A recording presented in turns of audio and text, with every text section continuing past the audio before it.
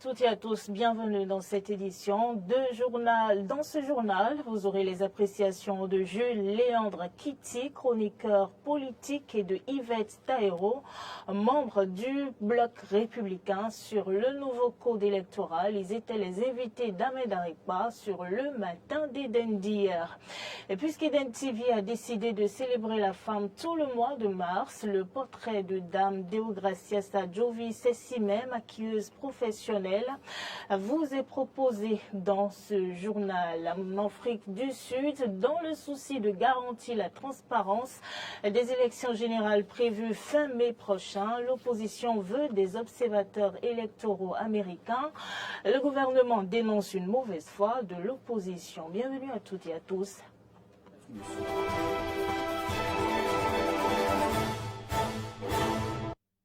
Et merci d'avoir pris le rendez-vous de l'information. La femme semble bénéficier le 8 mars de chaque année d'une attention aussi particulière à l'occasion de la célébration de la Journée internationale de ses droits. Plusieurs organisations sont mises en place pour la valoriser et lui faire honneur, mais il se pose la question de savoir si la femme est vraiment respectée par les hommes au quotidien. Et à ce sujet, nous avons recueilli pour vous les avis de quelques citoyens rencontrés à Cotonou. Regardez. C'est oui et non. Les hommes bien éduqués, qui savent ce que représente leur maman pour eux, doivent respecter également les femmes qui sont appelées à être des mamans, même leurs femmes, dans leur foyer. Mais il se fait que, aujourd'hui, ce que nous constatons, c'est tout à fait le contraire. Les hommes ne respectent plus les femmes. Les femmes aussi ne respectent plus les hommes. Ouais, parce qu'il y a dégradation de l'éducation dans tous les foyers aujourd'hui. Et nous allons dire également que les nouvelles technologies d'aujourd'hui, que ce soit la télévision et les portables, ne rendent pas toujours bon service à ces hommes et à ces femmes pour que ce que vous demandez, ces questions que vous demandez comme respect, y soit. Et c'est regrettable.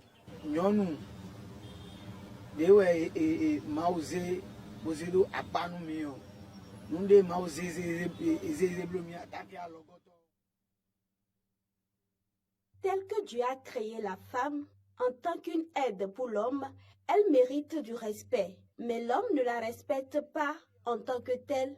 Et ce sont nos comportements qui ont occasionné tout ça. Si l'homme se rappelle que la femme est l'os de son os, la chair de sa chair, il va la respecter. Ce n'est pas uniquement son épouse qu'il doit respecter.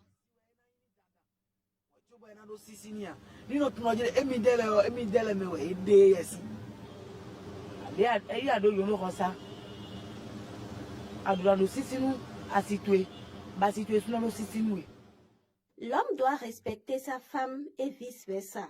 Mais ça ne se passe pas comme ça de nos jours. Moi, par exemple, je vivais bien avec mon mari. Je lui étais soumise jusqu'au moment où je suis tombée enceinte. Il a complètement changé. Il ne me respectait plus. Il m'accusait de tout jusqu'à ce que j'ai accouché. Et après l'accouchement, il a encore fui.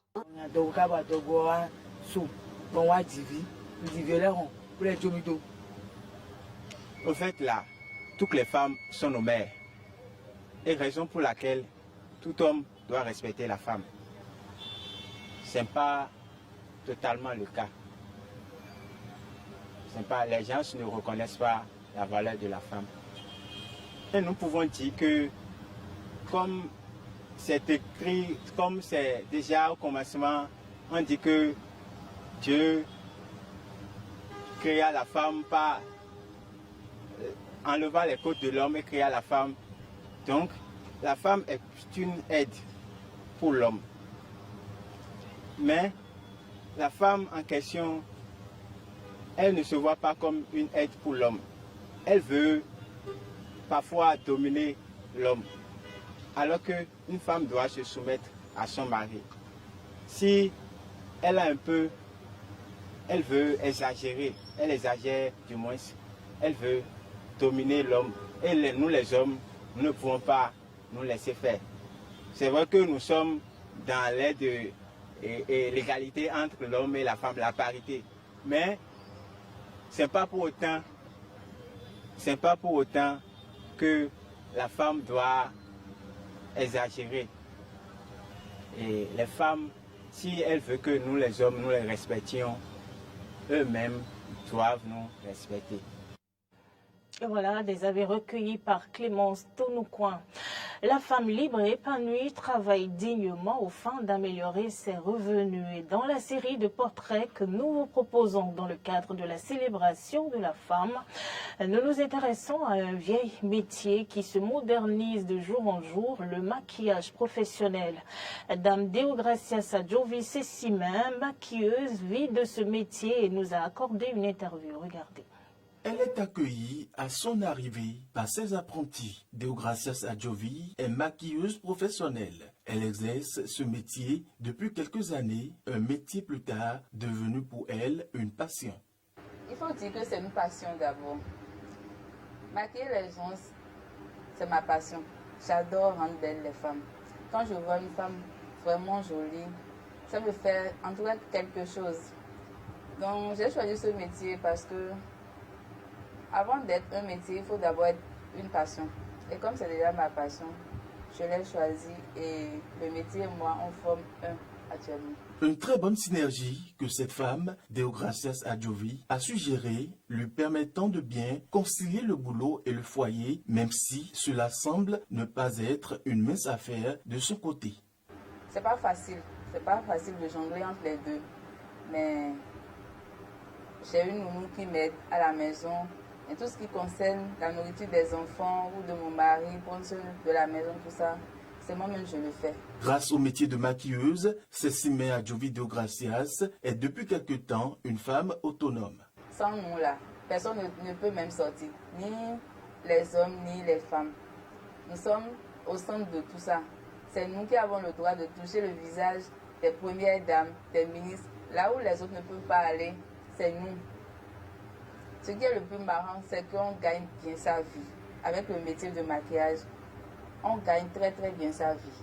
Investir en faveur des femmes, c'est le thème de cette édition de la Journée internationale des femmes, une thématique qui valorise les femmes selon Sessime Deogracias Adjovi.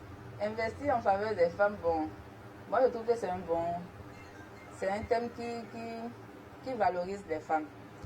Et puis bon, c'est normal qu'on investisse à la faveur des femmes. Femme très souriante, elle aime écouter de la bonne musique et s'offre par moments des bons plats de cassoulet. Quand ça ne va pas bien, moi j'écoute la musique.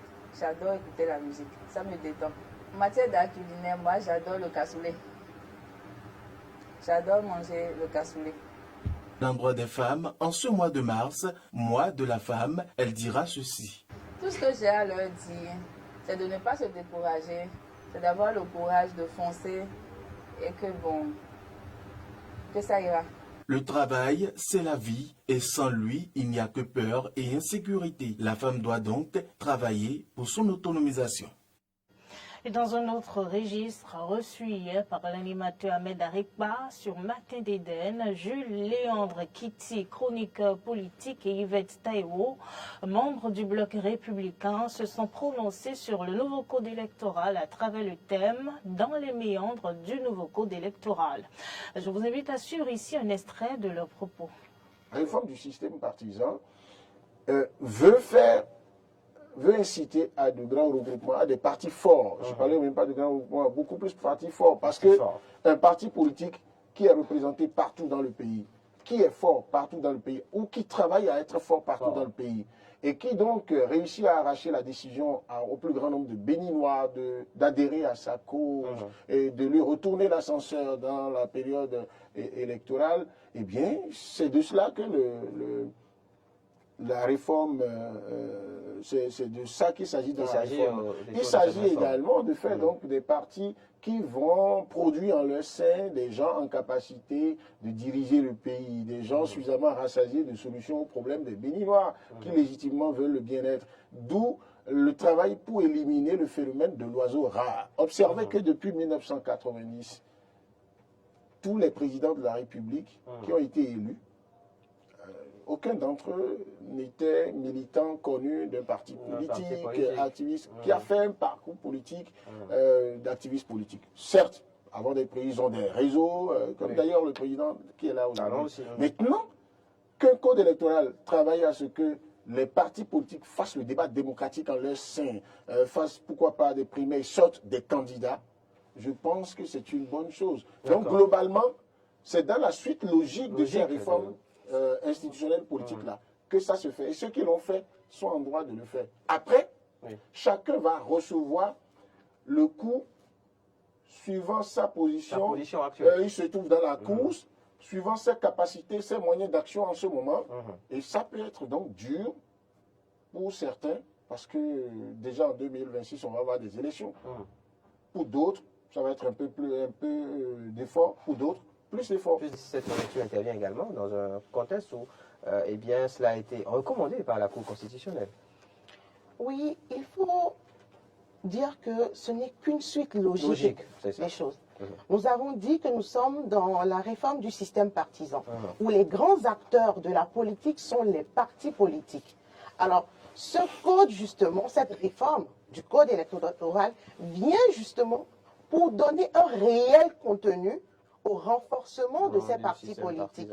Et ce code vise aujourd'hui à mieux promouvoir l'équilibre de développement et également un développement équilibré, mais également, on va parler ici d'unicité, contrairement à ce que les gens pensent, c'est pouvoir aujourd'hui qu'un parti qui veut diriger le pays doit pouvoir prouver aujourd'hui qu'il a pu requérir la majorité des voix partout sur le territoire national. Le but de ce code aujourd'hui, c'est de dire stop aux personnes qui pensent qu'aujourd'hui je peux me lever parce que je maîtrise telle région, je peux me lever, créer un parti politique, aller à la conquête du pouvoir. C'est aujourd'hui aussi de dire stop que une partie de la population, pendant des années, on a entendu, parfois on dit, le pouvoir est toujours resté au nord, le pouvoir est toujours resté au sud, le pouvoir est toujours... Et on a parfois des thèmes régionalistes et tout ça. Aujourd'hui, ce code vient pour promouvoir justement l'union nationale. Aujourd'hui, ce code-là emmène à ce que ce soit la voix de tous les électeurs, de toute la population béninoise, qu'on tienne compte d'une bonne partie de cela pour qu'un président ou un vice-président soit à la tête du pays. Donc, chaque Béninois devrait pouvoir se retrouver au travers de ce code. Et puis l'entretien de ce dimanche a reçu parfait Kofi Gowon, commerçant, homme politique et de médias, puis auteur du livre « Je ne vous mentirai pas ». Ses multiples casquettes ont amené donc Lamar Ballo à lui poser des questions sur le secret de son success story. Voici le résumé de l'entretien du dimanche. Il est l'auteur du livre « Je ne vous mentirai pas » qui entend amener le lectorat à aimer la franchise et la vérité qu'elles peuvent coûter. Le livre amène à l'école du pouvoir s'assumer et du pouvoir accepter sa vie sans en avoir honte. Je parle aux Béninois, aux Africains. Je parle à la jeunesse du Bénin. À travers ce titre, pour leur dire, nos parcours ne sont pas forcément ce que vous pensez être. Voilà. La vie, c'est essai, échec, essai, échec, essai, échec. C'est pourquoi je parle de je ne vous mentirai pas. Tous ceux que j'ai eu à prendre, ils ont été eux-mêmes sincères dans tous les thèmes que nous avons abordés. Et je ne pouvais pas, à un moment donné, je me suis dit, si je faisais un livre, au moins ça va rester. Les générations futures vont découvrir ce que ces personnalités ont eu à dire par rapport à ces différents thèmes de société, ces différentes choses que nous vivons tous les jours. Comment ils ont abordé ces difficultés de la vie. Passionné des médias, c'est l'une des émissions qu'il animait sur la télévision nationale en 2010 qui a réveillé en lui l'envie de transmettre, l'envie d'écrire. Sa transition vers les livres ne l'empêche pas de vouloir continuer à explorer d'autres horizons. Il active alors sa passion de commerçant. Et à l'en croire, il tend vers un success story et il lui a juste suffi de rêver et de braver sa peur. C'est des rêves. Ça commence par le rêve d'abord. Vous rêvez, vous y accrochez. Et plus vous y accrochez, à un moment donné, ça devient pour vous un devoir. Réussir pour moi, c'est d'abord une question de satisfaction morale, avant d'être une norme matérielle, une norme sociale. Une norme sociale. Quelqu'un peut penser, par exemple, que réussir pour lui, c'est avoir une grande maison, avoir 10 voitures ou avoir 50 milliards sur un compte, etc. D'autres peuvent penser que je deviens avocat, pour moi, j'ai réussi. J'ai eu mon agrégation, pour moi, j'ai réussi. Donc ça dépend de l'objectif que chacun s'est fixé. Je ne vais pas dire que j'ai réussi, mais par contre, j'ai eu des succès. J'ai eu des succès et j'ai eu beaucoup d'échecs aussi.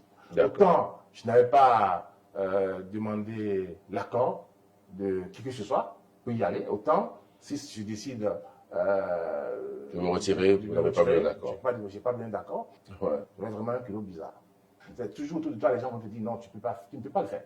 Il faut rester zen, rester focus sur ses objectifs et savoir ce que l'on veut. Les gens ne le disent pas forcément parfois parce qu'ils ont envie de freiner ton évolution, non pas du tout. Ils donnent leur avis. Parce qu'ils ont peur. Les questions culturelles et cultuelles contenues dans cet ouvrage sont passées au peigne fin. Et parfait Kofi Gowon estime que chaque Béninois doit connaître sa culture pour mieux se développer, puisqu'affirme-t-il, il n'y a pas d'arbre sans racines. Et lui, sa racine, c'est bien le Bénin avec toute sa richesse.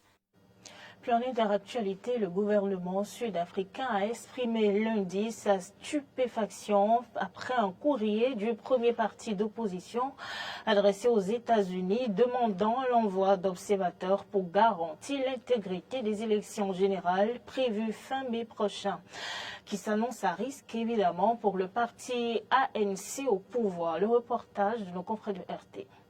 Remous en Afrique du Sud après la divulgation d'une lettre du principal parti d'opposition qui demande l'observation de Washington pour un processus libre et équitable des élections à venir. Pour le président en exercice, l'opposition offre ce faisant la souveraineté de l'Afrique du Sud sur un plateau d'argent à l'Occident. Nous disons venez et observez. Mais aujourd'hui, pour une entité sans parti, ou plutôt non étatique, faire quelque chose de pareil revient en fait à dire que nous hypothéquons notre démocratie à d'autres. Peu importe pour moi qui ils sont. Nous travaillons avec des organisations régionales, continentales et mondiales et nous les invitons. Nous pensons donc que ce n'est pas sincère et il semble y avoir un autre ordre du jour derrière. Pour l'Alliance démocratique, sa victoire électorale, qu'elle assure possible, dépend essentiellement d'une intervention américaine. Elle demande à renforcer le déploiement de forces indépendantes et d'observateurs nationaux pour garantir, dit-elle, le résultat de l'élection. Notre conviction est que l'élite dirigeante qui s'accroche désespérément au pouvoir, en vue des prochaines élections, pourrait être prête à faire passer ses intérêts politiques spécifiques avant les intérêts plus généraux du pays et ses valeurs constitutionnelles fondamentales. Nous prions donc votre gouvernement de reconnaître les enjeux élevés pour l'Afrique du Sud avant et après les élections nationales et provinciales de 2024. C'est dans ce pays où les discriminations liées à la couleur de peau restent un sujet des plus délicats. Un parti politique dirigé par un blanc peine à rassembler. Le porte-parole du parti au pouvoir, Malengi Bengu Motsiri, affirmait ainsi tout récemment que l'opposition ne visait qu'à pérenniser l'héritage de l'apartheid. Nous ne savons pas quelle sera ou a été la réponse américaine. Nous savons par contre ce que nous allons faire. Nous nous sommes toujours attendus à une tentative de changement de régime. Et les positions politiques que l'Alliance démocratique défend riment très bien avec celles des pays du Nord qui ne veulent pas que la pauvreté et les inégalités soient éradiquées à l'échelle mondiale. Nous nous sommes convenus que, compte tenu de la viabilité de notre institution, nous serons en mesure de protéger la souveraineté de l'Afrique du Sud. Je vous assure que nous bloquerons toute tentative de pression, que ce soit de la part des États-Unis ou de tout autre allié. Nous la bloquerons, pas seulement en tant que Congrès national africain. Le peuple sud-africain bloquera toute tentative d'ingérence dans nos élections. Une lettre similaire a été envoyée à d'autres ministères des Affaires étrangères du monde entier, notamment en Europe. Elle demande de prémunir l'Afrique du Sud contre toute ingérence étrangère dans les élections à venir. Une lettre surprenante pour un parti dont le chef libéral conservateur John Steenhuisen théorisait récemment le génocide comme la liberté de certains au détriment des autres. Les Sud-Africains craignent désormais le retour de bâton des démarches de l'Alliance démocratique. L'ingérence des États-Unis dans la souveraineté d'autres pays fait craindre qu'ils s'invitent en Afrique du Sud aussi. Les élections sud-africaines sont prévues pour le 29 mai prochain. C'est déjà la fin de cette édition de journal. Je vous remercie de l'avoir suivi.